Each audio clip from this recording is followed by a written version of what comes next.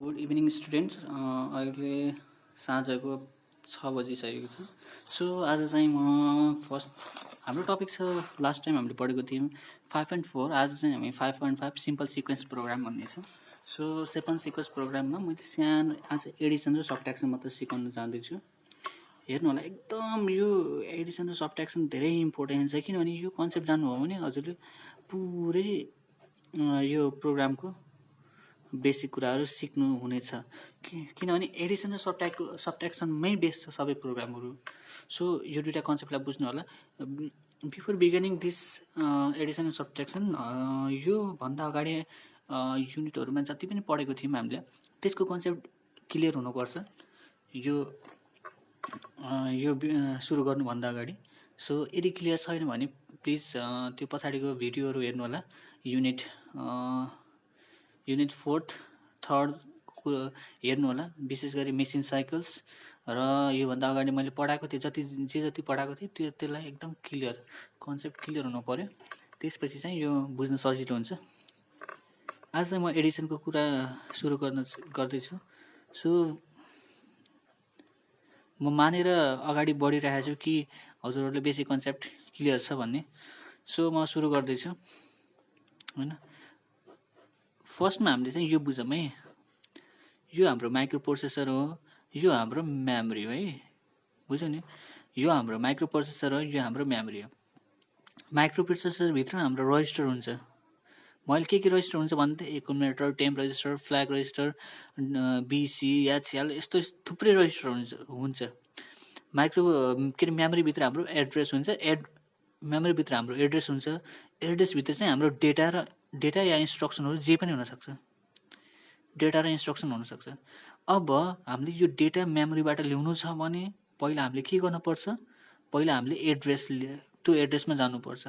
त्यो एड्रेसमा गइसकेपछि मात्र हामीले त्यो डेटालाई फ्याच गर्न सकिन्छ, हो कि होइन? हो, यो कुरा बुझ्नुपर्छ। यदि हामीले विथिन अ माइक्रो प्रोसेसर त्यो डेटालाई लियो भने होइन, रजिस्टरबाट त्यो डेटालाई लियो भने एकदम सिम्पल, धेरै ल्यान्दी हुन्न प्रोसेस। यदि हामीले मेमोरीबाट त्यो डेटालाई फ्याच गर्नुपर्छ या इन्स्ट्रक्सनलाई फ्याच गर्ने अवस्था छ भने त्यो चाहिँ हामीलाई अलिकति ल्यान्दी हुन जान्छ होइन। बुझ्नु कि यदि माइक्रो प्रोसेसरमै गर्नु पऱ्यो भने अपरेसनहरू विथिन माइक्रो प्रोसेसर गर्नु पऱ्यो भने त्यो एकदम सिम्पल हुन्छ, एकदम सानो फर्ममा सजिलैसँग सल्भ हुन्छ, त्यो अपरेसनको प्रोसेस सजिलैसँग हुन्छ। यदि मेमोरीबाट हामीले त्यो डेटाहरू या इन्स्ट्रक्सनलाई फ्याच गरेर गर्नु पऱ्यो भने त्यो प्रोसेस चाहिँ अलि ल्यान्दी जान सक्छ है। त्यही भएर यो दुइटालाई अलिकति क्लियर हुनु पऱ्यो। सो एडिसनमा फर्स्टमा हाम्रो के छ भन्दाखेरि हाम्रो रजिस्टरभित्र हाम्रो डेटा छ होइन। अब त्यो डेटालाई हामीले युज गर्नु पऱ्यो। अब एडिसन पर्फर्म गर्न पऱ्यो भने यसको लागि हामीले सुरुमा युज गर्नुपर्छ MVI A20H। यो MVI कतिखेर युज गर्ने भने यदि हामीसँग डेटा छ, यदि हामीलाई 20H भनेको के हाम्रो यो डेटा हो। यदि यो हाम्रो डेटा एउटा रजिस्टरमा स्टोर छ, त्यो डेटालाई सिर्फ एकुमुलेटरमा मुभ मात्र गर्ने हो भने यो डेटा हाम्रो विथिन माइक्रो प्रोसेसर छ, माइक्रो प्रोसेसरमै छ यो डेटा। त्यही र डेटालाई हामीलाई दिएको छ होइन, 20H भनेर डेटा दिएको छ भने त्यो डेटालाई सिधै एकुमुलेटरमा लोड गर्ने, त्यस्तो खालको अवस्था। यदि डेटा दिएको छ त्यस्तो खालको अवस्था छ भने हामीले MVI युज गर्ने। यदि डेटा दिएको छैन भने मुभ युज गर्ने। यसमा हामीलाई डेटा दिएको छ, त्यही भएर MVI युज गर्ने। अब यो डेटा दिइसकेपछि हामीले एकुमुलेटर मुभ गर्यो। त्यस्तै गरी हामीले अर्को पनि मुभ गर्नुपर्छ। हामीलाई किन एउटा मात्र त एडिसन हुन्न, अर्को पनि एडिसन गर्न त अर्को पनि डेटा चाहिन्छ हामीलाई, किनभने वानले मात्र त एडिसन हुन्न, फेरि अझ एउटा डेटा चाहियो हामीसँग एडिसन गर्नको लागि। त्यही भएर अर्को डेटा पनि ल्याउनु पर्यो। मानौँ हाम्रो अर्को डेटा पनि कुनै ठाउँमा स्टोर छ, त्यो डेटा त्यसलाई हामीले क्या मुभ गर्यौँ, बी रजिस्टरमा होइन। अब हाम्रो डेटा बीमा पनि आयो, एमा पनि आयो। अब हामीसँग के छ, एमा 20H छ, बीमा 10H छ। अब हामीलाई एडिसन गर्न पर्यो भनेपछि ADD युज गर्ने। ADD के गर्छ, एडिसन पर्फर्म गर्छ। अनि हामीले के लेख्नु पर्यो यहाँ, बी। एड बी लेख्ने बित्तिकै यसले अटोमेटिकली +A लिन्छ। यो +A चाहिँ हामीले लेख्नु पर्दैन, अटोमेटिकली एड बी भन्ने बित्तिकै त्यो अटोमेटिकली एकुमुलेटरसँग प्लस हुन्छ कि, किनभने हाम्रो एकुमुलेटरमा डेटा छ पहिल्यै, अनि 8B गर्ने बित्तिकै त्यसले अटोमेटिकली एकुमुलेटरको डेटा प्लस गरिहाल्छ है। त्यो एकुमुलेटरको डेटालाई लेख्नु पर्दैन होइन, न त त्यसको रजिस्टर लेख्नुपर्छ न त त्यसको डेटा पनि लेख्नु पर्दैन, केही पनि लेख्नु पर्दैन। सिर्फ 8B भनेर रजिस्टर लेखेपछि अटोमेटिकली त्यसले कहाँसँग कुनसँग एडिसन गर्छ, एकुमुलेटरसँग। त्यसपछि हाम्रो आएको डेटालाई चाहिँ कहाँ स्टोर गर्ने हो, यदि जुन अब यदि त्यसलाई त्यो डेटालाई हामीले विथिन मेमोरी लोकेसनमा कुनै पनि लोकेसनमा लगेर स्टोर गर्नु पऱ्यो भने त्यो लोकेसनको एड्रेस लेख्ने होइन, 900 फर एक्जाम्पल, र त्यसको कहाँ स्टोर गर्ने, त्यो एकुमुलेटरको डेटालाई त्यो लोकेसनमा लगेर स्टोर गर्ने। किनभने हाम्रो एडिसन भइसकेपछि त्यो डेटा कहाँ गएर स्टोर, कहाँ गएर अपडेट हुन्छ, त्यो हाम्रो कहाँ गएर स्टोर हुन्छ, रिजल्ट। जहिले पनि रिजल्ट हाम्रो एडिसन पर्फर्म भइसकेपछि एकुमुलेटरमा लगेर स्टोर गर्छ त्यो रिजल्ट, एकुमुलेटरमा गएर स्टोर हुन्छ त्यो रिजल्ट। अनि यसले के गर्छ भने एसटिएले के गर्छ भने एकुमुलेटरमा भएको डेटालाई चाहिँ कहाँ गर्छ, 900Hमा। अब भनौँ हाम्रो डेटा चाहिँ यो मेमोरी हो होइन, यो मेमोरीमा 900H भन्ने हाम्रो एड्रेस छ। त्यो एड्रेसमा गएर कुन कुन डेटा गएर बस्छ, 20H प्लस 10H। हाम्रो यो जुन जति डेटा छ नि यो 20H प्लस 10H त्यो डेटा गरेर त्यहाँ स्टोर गरेर बस्छ। त्यसै गरी हाम्रो सबट्र्याक्सनको पनि गर्न पऱ्यो भने सबट्र्याक्सनको इजी छ झन् है, सबट्र्याक्सनको झन् इजी छ। कसरी इजी छ भने हाम्रो प्रोसेस सबै त्यो सेम हो, बस के डिफ्रेन्स छ भने जस्तै एमबिआई हामीलाई पहिल्यैदेखि डेटा छ 20H डेटा दिएछ, आयो हाम्रो कहाँ एकुमुलेटरमा आयो, एमबिआई हामीले बीमा फेरि अर्को डेटा ल्यायो 10H। अब हामीलाई सबट्र्याक्सन गर्नु छ भने एसयुबी सब अनि बी गरेपछि अटोमेटिकली सब गर्छ र त्यो डेटालाई चाहिँ हामीले स्टोर गराउने कुनै पनि डेटा 500Hमा लगेर स्टोर गराउने। एकदम सिम्पल छ, सिर्फ हामीले एसयुबी सब मात्र लेख्नुपर्छ यसमा, त्यो एकदम सिम्पल छ स्टुडेन्टहरू। यो चाहिँ हाम्रो विथिन रजिस्टर है, विथिन माइक्रो प्रोसेसरमा गर्नु पऱ्यो नि यस्तो गर्नुपर्छ। यदि हामीलाई चाहिँ यही रजिस्टर यदि त्यो मेमोरीबाट फ्याच गरेर डेटा फ्याच गरेर गर्नु पऱ्यो भने त्यो अवस्थामा चाहिँ अलिकति डिफ्रेन्ट हुन जान्छ। त्यसमा चाहिँ कसरी गर्ने भने अब त्यसमा चाहिँ के गर्नुपर्छ भने हेरै बुझ साथी, मैले भनिसकेको छु पहिलेदेखि, मैले धेरै अगाडिदेखि बुझाएको छु। यो हाम्रो माइक्रो प्रोसेसर हो, यो मेमोरी हो। अब हामीलाई मेमोरीबाट त्यो डेटालाई पहिला एड्रेस फ्याच गर्नुपर्छ, त्यसपछि हामीले त्यो डेटा बसबाट हामीले ट्रान्सफर गर्छौँ त्यो डेटालाई।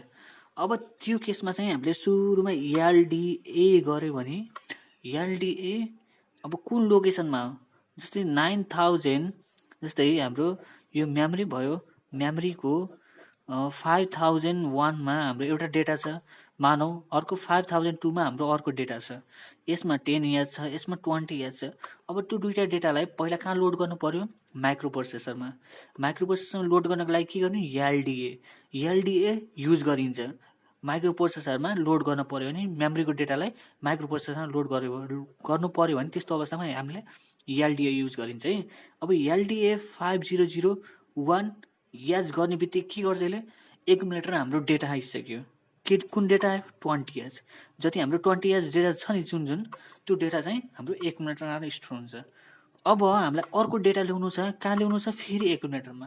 त्यो एकुमुलेटरमा फेरि डबल डेटा हुन्छ भनेर, मिसम्याच ऱ्यान्डम हुन्छ भनेर त्यसलाई पहिला भएको डेटा एकुमुलेटरमा भएको डेटालाई हामीले मुभ गर्ने, कहाँ मुभ गर्ने, बी रजिस्टरमा मुभ गर्ने होइन। डेटालाई जहिले पनि मुभ गर्न पऱ्यो भने विथिन रजिस्टर, यदि रजिस्टरलाई मुभ गर्नु पऱ्यो भने एमओबी मुभ युज गर्ने, त्यसपछि एलडिए फेरि युज गर्ने र 5002H को डेटा चाहिँ फेरि एकुमुलेटरमा आयो। अब हामीले एडिसन पर्फर्म गर्ने डाइरेक्टली, एडिडी 8B गर्ने बित्तिकै के हुन्छ, अटोमेटिकली एकुमुलेटरमा भएको कन्टेन्टमा प्लस हुन्छ। त्यसपछि एसटिए 50003Hमा गएर स्टोर गर्ने डेटालाई होइन, 50003Hमा गएर हाम्रो 10 + 20H त्यहाँ गएर स्टोर हुन्छ। लास्टमा एचएलटी टर्मिनेट प्रोग्राम गर्ने। यही हो सिम्पल प्रोग्राम है, सिम्पल प्रोग्राम। अब सेम यही सबट्र्याक्सनको केसमा सिर्फ एसयुबी सब लेख्ने, एसयुबी सब लेख्दा हुन्छ, अरू केही हुन्न, सब लेख्दा एकदम पर्फेक्ट हुन्छ। यो छ हाम्रो एडिसनको लागि। यो चाहिँ विथिन यदि क्यारी छैन भने त्यस्तो केसमा चाहिँ हामीले यो गर्ने। यदि हाम्रो क्यारी जेनेरेट छ भने है त्यो केसमा चाहिँ हामीले अर्को मेथडबाट गर्नुपर्छ। यो सिर्फ सिम्पल मेथड हो। यदि क्यारी छैन, हामीलाई एडिसन गर्दाखेरि क्यारी भएन भने त्यो केसमा चाहिँ हामीले यो गर्दा हुन्छ है पर्फेक्ट। अनि त्यसपछि चाहिँ हामीले यो भयो। नेक्स्ट चाहिँ हामीले के गर्नु भन्दाखेरि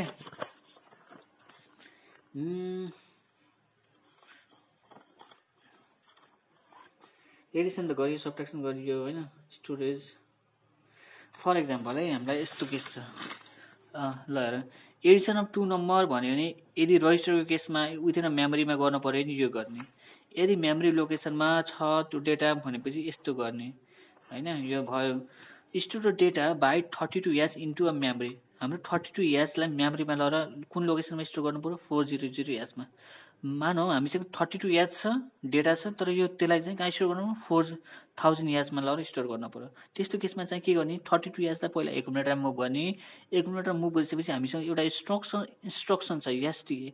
त्यो एसटिएले के गर्छ? एकुमुलेटरमा भएको कन्टेन्टलाई 400 Hमा लगेर मुभ गर्छ, कुनै पनि एड्रेसमा लगेर त्यसलाई स्टोर गर्ने काम गर्छ। लास्टमा एचएलटी लेख्ने, त्यो प्रोग्राम टर्मिनेट हुन्छ। त्यस्तै exchange the content of memory location 2000 H र एन्ड 40 H दुईटा कन्टेन्टमा भएको डेटालाई चाहिँ एक्सचेन्ज गर्न भनेको छ। एलडिए 2000 H पहिला एलडिए 2000 Hले के गर्छ? हाम्रो एकुमुलेटर भएको 2000 मा लगेर स्टोर गराउँछ। त्यसपछि ए को कन्टेन्टलाई बीमा मुभ गर्ने। फेरि एलडिए 4000 H होइन एलडिए 2000 Hमा के हुन्छ? एकुमुलेटर कन्टेन्ट आउँछ। फेरि ए कन्टेन्टलाई बीमा मुभ गर्ने। एलडिए 4000 H गऱ्यो भने फेरि अर्को 4000 H को एमा आउँछ। त्यस्तै एसटिए 2000 H गऱ्यो भने ए को कन्टेन्टलाई चाहिँ 2000 Hमा लगेर स्टोर गराउने। सेम छ। यदि कुनै कन्सेप्ट बुझ्नु भएन प्लिज भोलि म एकदम इम्पोर्टेन्ट तरिकाले सिकाउँछु। आज चाहिँ अलिकति फर्स्ट कम्प्लिमेन्ट सजिलो छ। पहिला लोड गराउने, त्यसपछि सिएमए भनेर हामीले एउटा इन्स्ट्रक्सन छ। त्यो सिएमएले हाम्रो फर्स्ट कम्प्लिमेन्ट निकालिदिन्छ। निकालिसकेपछि 4300 Hमा लगेर त्योलाई स्टोर गराउने, लास्टमा हल्ट। त्यस्तै गरेर store data 32 H in memory location MVI, यो त मैले सिकाइसकेछु भर्खर। एक्सचेन्ज गर्नु पऱ्यो भने यो पनि सिकाइसकेको छु, एकचोटि हेर्दा हुन्छ। भोलि न्यू टपिक स्टार्ट हुन्छ। यो चाहिँ हाम्रो सब्ट्र्याक्सनको लागि। यदि बुझाएन भने प्लिज सोध्दा हुन्छ। I am feel free to ask. ल आजलाई यति नै, पर्फेक्ट।